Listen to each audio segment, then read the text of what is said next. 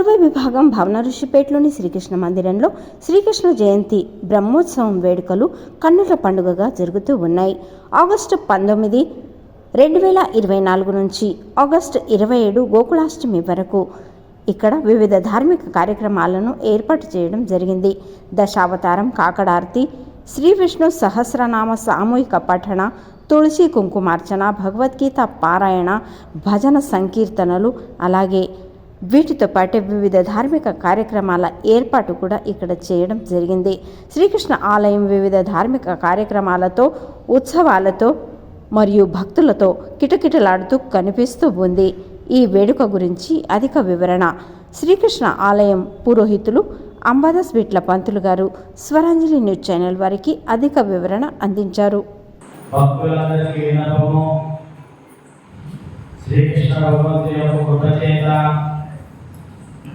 నువ్వులపురం నుండి 19 తారీఖు నువ్వులపురం నుండి గోపాలకాల 27 తారీఖు దగ్గర పొద్దున రోజు కాకడార్తి, గీతా పారాయణము, శ్రీవారి సంకల్పపూర్వకంగా అభిషేకము మరియు హోమ హవనము, ప్రథమ దివస్ పున్నం నాడు నవగ్రహ పూజను, పుణ్యవాచన, నక్షత్ర నవగ్రహ అంకురారోపణం, ఈ విధంగా పూజలు, రక్షాబంధన, ధ్వజారోహణం కార్యక్రమం రోజు ఇట్లా 10 రోజుల యొక్క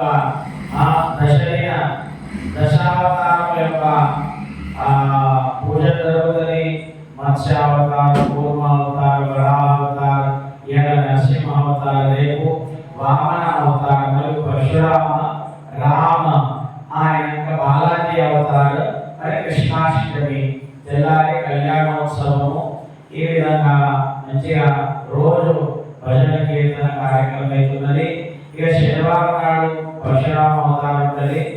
ఆ యొక్క శతరకాభిషేక కార్యక్రమం పెద్ద ఎత్తులో జరుగుతుంది. ఇక్కడ అందరూ కూడా అందరికీ విన్నపం ఉన్నది. అందరికీ నా యొక్క మందిర తరపున వినంతి ఉన్నది. మన యొక్క ముత్తైదులకు, కుమారికలకు, అమ్మలకు అందరికీ కూడా నేను విశేషంగా తెలియజేస్తున్నాను.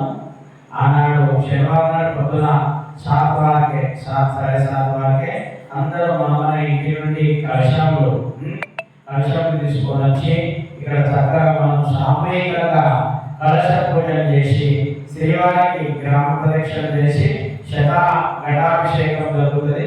ఆ యొక్క పుణ్యంలో కూడా అందరూ పాల్గొని మన జీవితం చేసుకోవాలని విన్నపం.